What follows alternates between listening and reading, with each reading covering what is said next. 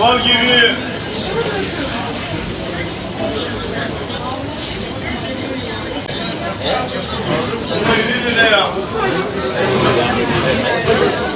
Bundan da böyle versene canım.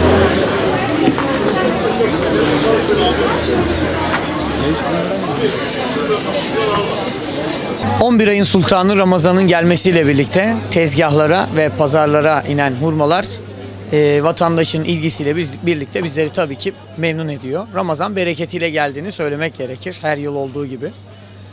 Vatandaşlar genelde fiyat konusuna veya çeşitli haberler yapılan spekülasyonlara takıldığı için bizi birazcık yormakta. Ama o konuyla da ilgili bilgi verebiliriz. Ramazan bereketiyle geldi dedik. Alışveriş, vatandaşlar birazcık daha tabii ki hurmaya rağbeti yüksek. Çünkü sofraların vazgeçilmezi hurmalar piyasaya, tezgahlara indiğinden bu yana rağbet biraz daha fazla. Birazcık daha bu yıl Kudüs hurması dediğimiz Filistin'den gelen, ki özellikle İsrail hurması biz satmıyoruz. Çünkü vatandaşlar buna çok önem veriyor özellikle bu yıl.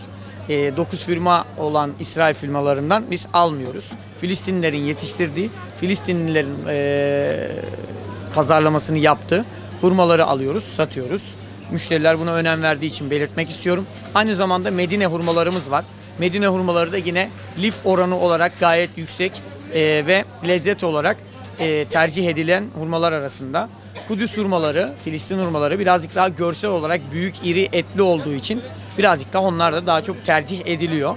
Bu yıl hurma fiyatları geçen yıla göre çeşitli pazarlama yerleri, çeşitli satılım yapılan yerler, pazarlar, marketler, fiyatlar değişiklik göstermekte. Bunu vurgulamakta fayda var. Çünkü biz özellikle kendimizi bildiğimiz için söylüyoruz. Uzun süredir bu işi yaptığımız için hangi cins hurmanın güzel olduğu, hangi cins hurmanın kaliteli olduğu, fiyatlandırmasının ona göre daha uygun ve uzun vadede dayanabileceğini riayet ederek önem verdik. 170 liradan başlayıp Kudüs hurmaları, Filistin hurmaları 250 liraya kadar gidiyor. Medine hurmaları da yine 220 liradan başlıyor. 600 liraya kadar cinsine ve kalitesine göre değişiyor. Ramazan ayının Ramazan'ın bereketiyle turşuya rağbetler başladı. Çok Allah'a şükür çok iyi gidiyor. Bir hafta içinde bir yoğun talep vardı turşuya. Hala da yani ikindiye yakın başlıyor gene. Yoğunluk başlıyor.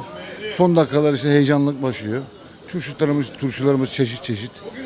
Yani her damak tadına göre farklı turşularımız var. Ama Ramazan'ın bereketi daha bereketli olduğu için turşumuz da iyidir, güzel yani. Şimdi oruçlu olduğumuz için birazcık ağzımız da kuruyor. Gerçi müşterilerimiz de öyle. Geldiği zaman hepsinden istiyorlar. Hepsinden almasını istiyorlar ama yetiştiremiyorlar. Hani damak tadı önemli. Turşulu müşterilerimiz memnun. Bak. Şimdi Ramazan'ın son böyle güzel bir turşular yaptım ben. Muz turşusu var. Muz turşusu, mantar turşusu, portakal turşusu, Brüksel lahanası, yumurta turşusu, çilek turşusu, mısır turşusu, elma turşusu. Yani turşu çeşitlerim var hepsi. Kivi, kırmızı soğan, çeşit turşularım var. Bunları Ramazan'ın 15'inden sonra satmaya başlayacaktım. Yani bu hafta içinde başlayacağım, onları isteyen müşterilerime vereceğim. Ramazan kış ayına geldiği için turşu mevsimi de o sezonda o zaman açılıyor. Tam iyiye denk geldi yani. Geçen bir seneye de artık bir 10 gün geri atacak. Bu sefer daha soğuğa geldiği için turşu gene aynı sezona devam. İnsanların 1 kilo alacağı yerde yarım kilo almaya çalışıyorlar. Çünkü maddi durumları da sıkıntılı olduğundan dolayı insanların alım gücü düştü. Geçen seneye göre %50 oynuyor. Yani %50 azalma durumu var. Azından dolayı insanlar elinden geldiği kadar günübirlik yaşama döndü. Artık bugün olsun yarın olmasa da olur diyorlar. Seneye göre fiyatlar %30 arttı. %40 arttı. böyle versene canım.